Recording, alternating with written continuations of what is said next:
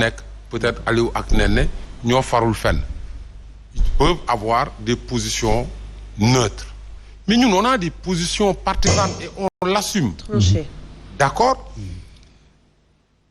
ku nekk mën nga développer lu la neex mais c'est le peuple sénégalais en matière de démocratie su ñu buggee jàmmal sénégalais yi mën nañoo wax lu ñu neex def lu ñu neex en matière c'est le peuple qui est souverain et le peuple ni souverain gis nga le jour où il se prononce le résultat le verdict des urnes loolu mooy position peuple sénégalais du ñuy dem ci élection yow faruñu mën nga am njort mën nga xalaat lu la neex ci sa wujju mais li am solo mooy le code électoral les dernières modifications du code électoral mais c'est ça découle de quoi ci lan la jóge il fàtte ni réew dafa am nu muy doxee te dialogue national inclusif lañ ubbi xam nga nee sa ñëw naa fii sa plateau bi président defee interview am woote dialogue national inclusif oui ba nit ñu bari wax si bi mu waxee ku gedd sa yaay aye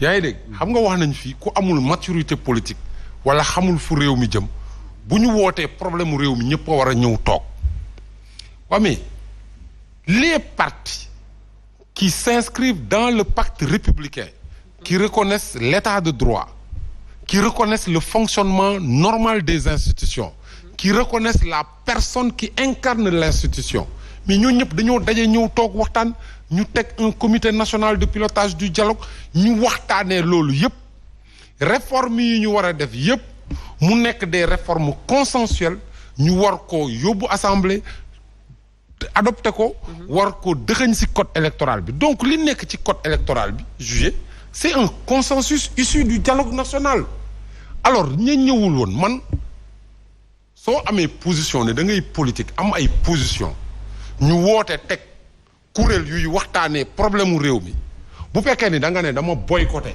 ku fa dem saaga ñi fa doon nekkoon ñëpp ñu pare ñu ne leen fii laa toog fële fii ab maître Abdou Ndiaye laa toog président Boubacar Camara mu ngi toog sama wet fële ma ne ko yow sa taxawaay dama jàpp ni da nga waroon dem ci dialogue bi mu ne ma du ma fa dem ma ne ko xam nga lu tax nga war fa dem parce que conclusion yi fay génn cela s'appliquera à toi te mënuloo toog di ko contester après waaw bu fekkee ne da nga gedd fa ñuy waxtaanee ba ñëpp tënk après ba teg li ñuy teg di ko doxal boo ci waxee bañ la woowee ñëw na la kaay wax sa xalaat fa nga ko waroon waxee demoo fa wax parce que boo ko fa demoon waxee ci rapport yi ñu def ko ci réserve yi nga mun a continuer d'accord ba ci mais yow da nga boycotté saaga ña fa dem ñëpp donc sànq xam nga dama ne affaire dama wax. parce que débat mais foofu tamit boycotté wu ñu woon juste pour boycotter.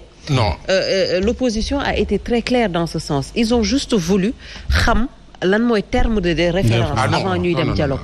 C'est juste ça. Je veux dire, tey jii est-ce que président buy woote un dialogue sincère, on va même pas revenir en arrière, mais est-ce que président buy woote à un dialogue sincère, l'opposition demande des termes de référence, mais la moindre des choses, c'est au moins accéder à ça, non? Ah non, voilà. Je suis désolé, on va pas revenir sur ce débat-là. Oui, c'est déjà passé.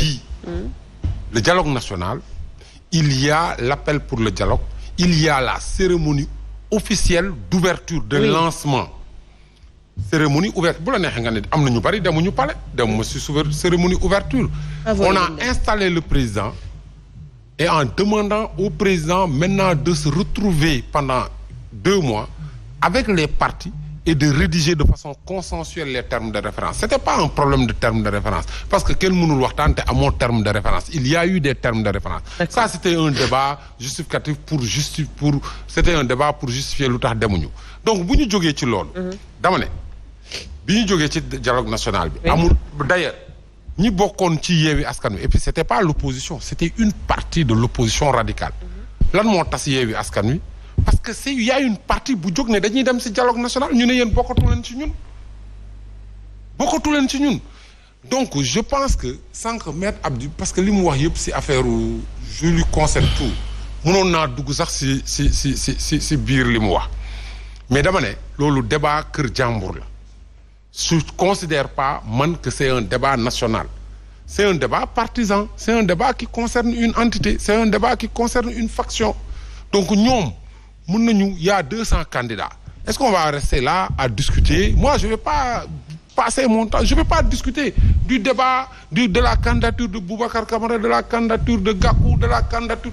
Chaque Sénégalais a le droit d'être candidat. Moi, qu'est-ce qui m'intéresse? Quel est le projet pour le Sénégal que le candidat porte? Quel est le projet que mon candidat porte pour le Sénégal? Et on discute de ce projet-là.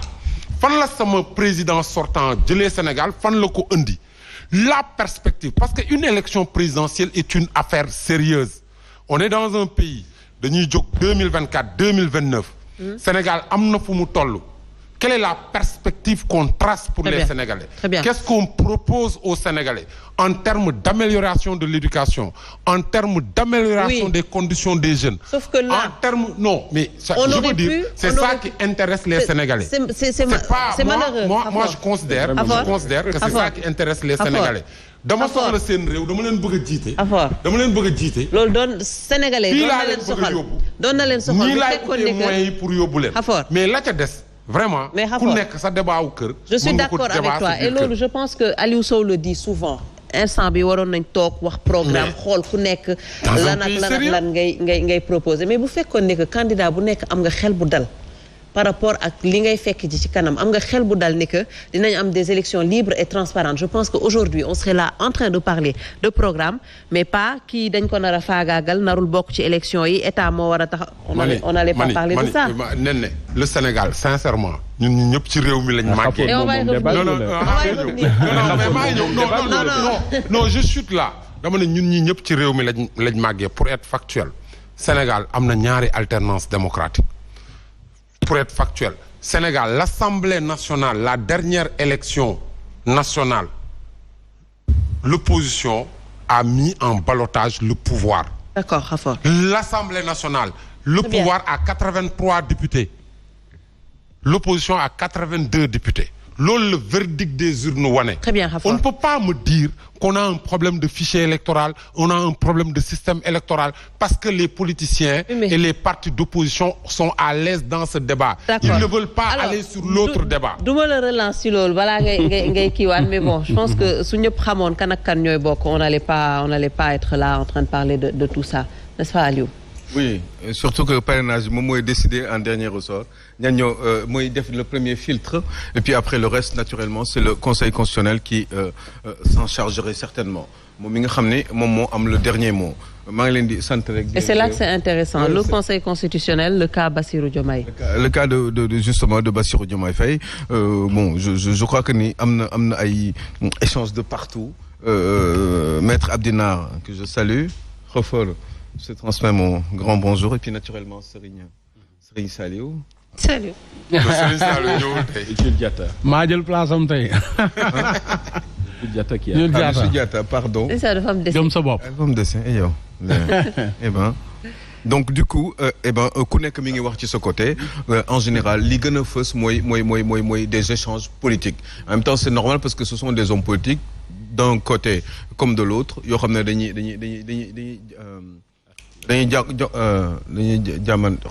jongante xawma yooyu dañuy jongante et ben ku nekk bëgg nga jël nguur gi donc ñi war a waxal mooy opinion bi wax ak population yi jëm leen convaincre ku nekk yaa ngi dem xëcc sa boor mais évidemment li am solo mooy fexe ba def suñu kam talay kàttan ba conseil constitutionnel mën a qu'ils disent le droit donc en temps utile mooy jour bi nga xam ne moom la war a jël décision. Voilà, c'est tout. Tey ñëpp ubbi seen bët borom xam-xam yi ubbi seen bët d'un côté comme de l'autre pour xool véritablement ndax décision yi conseil constitutionnel nar a jël période boobu am na sens mais en attendant il faut anticiper sur autre chose sur le projet des uns et des autres.